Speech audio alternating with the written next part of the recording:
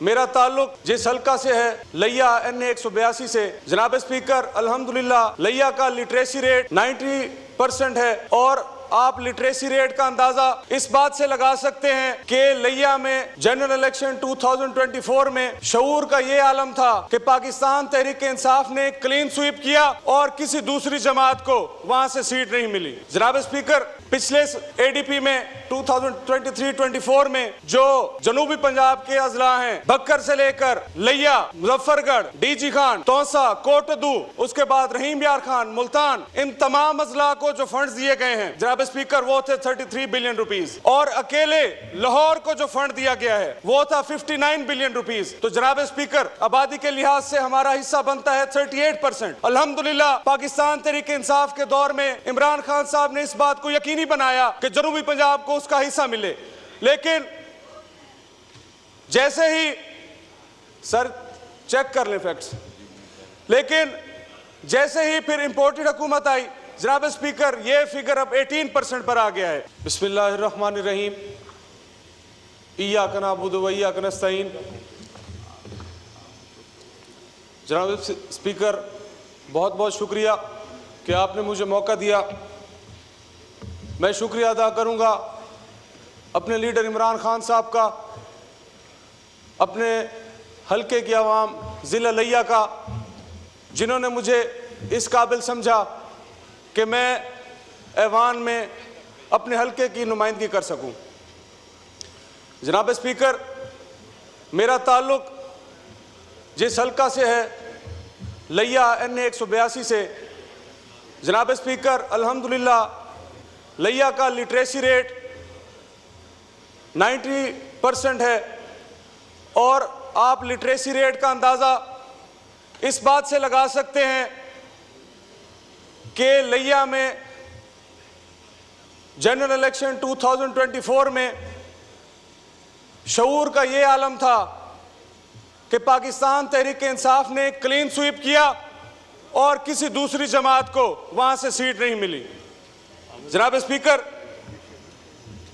मोहम्मद अली जिन्ना साहब ने फरमाया था कि the form of the future constitution should be federal with the maximum powers to the provinces.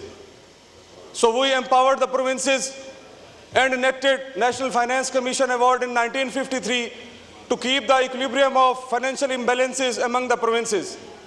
Mr. Speaker, आपकी तवज्जो चाहूँगा। जनाब speaker, but Punjab deliberately discriminates South region of Punjab, specifically लिया।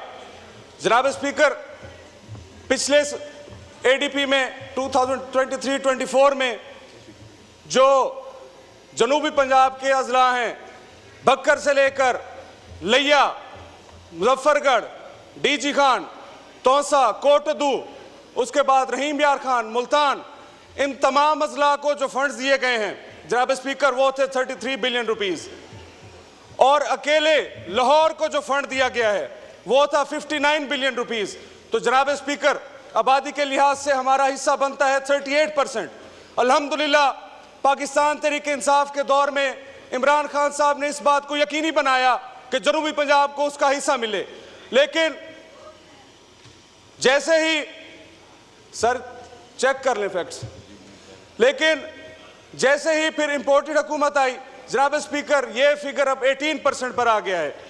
उसके बाद मेरी गुजारिश है कि according to the Article 160 of Constitution of Islamic Republic of Pakistan,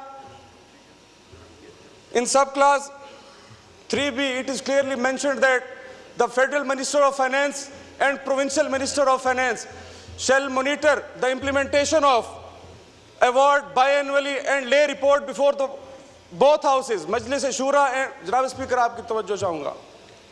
जनाब स्पीकर आपकी तवज्जो चाहूँगा। And shall lay report before both houses, Majlis Shura and Provincial Assemblies। तो मेरी ये गुजारिश है कि हम जनूबी पंजाब के पार्लियामेंटेरियंस को वो रिपोर्ट दी जाए कि जिसमें हमें पता चले कि NFC के थ्रू हमारे जनूबी पंजाब के अजला स्पेसिफिकली लिया में कितना फंड दिया जाता है। उसके साथ साथ ही पिछले दिनों सदर मोहतरम ने तकरीर की, तो उसी हवाले से ये आइन के आर्टिकल 160 में ये भी मेंशन है कि the president may by the order make grants in aids of revenue of provinces in need of assistance, and the grant shall be charged upon the federal consolidated funds. तो मेरी ये भी गुजारिश है, जो भी डिस्क्रिमिनेटेड एरियाज हैं, जिस तरह से लिया है, जनाब स्पीकर इतना लिटरेट होकर भी बहुत से वसाइल से महरूम है, तो मेहरबानी फरमाई जाए उन इलाकों में ज़रूर हमें एक्स्ट्रा फंड दिया जाए। जिस तरह फाटा के लिए स्पेशल इंसेंटिव का अनाउंसमेंट किया गया था हमारे जनूबी पंजाब के अजला के लिए भी और लिया के लिए भी स्पेसिफिकली ये अनाउंस किया जाए। उसके साथ साथ जनाब स्पीकर, अब लिया के अंदर सूरत हाल ये है, सदर साहब ने अपनी तकरीर के अंदर फरमाया था कि प्राइमरी एंड सेकेंडरी हेल्थ के बारे में बात होनी चाहिए। तो जनाब स्पीकर, गुजारिश ये है कि जनूबी पंजाब के अंदर सिर्फ एक निश्तर अस्पताल है जिसने सिर्फ मुल्तान को नहीं बल्कि 3 सूबों को कवर किया हुआ है। जनाब स्पीकर, हमारी तरफ एक बात अब मशहूर हो चुकी है, कोई भी क्रिटिकल पेशेंट होता है तो एक सराइकी में बताऊंगा, कोई भी क्रिटिकल पेशेंट होता है तो उसके बस ये बात मशहूर हो चुकी है कि एक निश्तर चाह वजो ये नहीं बचता। जनाब स्पीकर, उन बेचारे बहुत से लोग जो क्रिटिकल पेशेंट होते हैं, निश्तर पहुंचने से पहले उनकी डेथ हो जाती है। उसके बाद लिया के अंदर अब मेडिकल कॉलेज, मैं ये कहता हूं कि लार्जेस्ट प्रोड्यूसर है जनूबी पंजाब डॉक्टर्स का, लेकिन लिया के अंदर कोई मेडिकल कॉलेज अभी तक नहीं है। जनाब स्पीकर, हमारा हक हमें दिया जाए। जनाब स्पीकर, हम इसके बारे में डेली बात करनी पड़ेगी, हम करेंगे। उसके बाद पिछले दौर में मेरे वालिद साहब MNA थे इसी ऐवान में, तकरीबन 350 बस्तियों के अंदर हमने इलेक्ट्रिफिकेशन के लिए फंड्स जमा कराए थे। अब उसके अंदर SAP 1 तो तकरीबन कंप्लीट हो चुका था, SAP 2 के अंदर 76 विलेजेस ऐसे हैं जिनके पोल्स और ये जो तारें लग चुकी हैं, ट्रांसफार्मर नहीं लग रहे। जनाब स्पीकर, पूछा जाए CO MEPCO से कि क्या वजह है कि इतना इसमें डिले आ रहा है। उसके बाद जनाब स्पीकर, अब ये बताएं, यकीन माने मैं शर्मिंदा हूं अपने हल्के की आवाम से, 2 दिन से मैंने फ़ोन बंद किया हुआ है। सवाल ये है इस ऐवान से कि क्या हमारा बारदाने का मसला हल हो चुका है। जनाब स्पीकर, 9750 वाली बोरी मेरे इलाके लिया में जो पास्को के अंडर आता है 6500 रुपये कल रेट चल रहा है। जनाब स्पीकर, मुझे ये बताएं, जब 15,000 पर हम खाद लेंगे, 300 रुपये पर जब हम डीजल लेंगे, हम कैसे अपने अखराजात पूरे करेंगे। जनाब स्पीकर, मेरी आपसे ये गुजारिश है, मेहरबानी फरमाकर पास्को को हिदायत दी जाएं और बारदाने की जो तकसीम है उसको भी चेक किया जाए और मेरिट पर दिया जाए।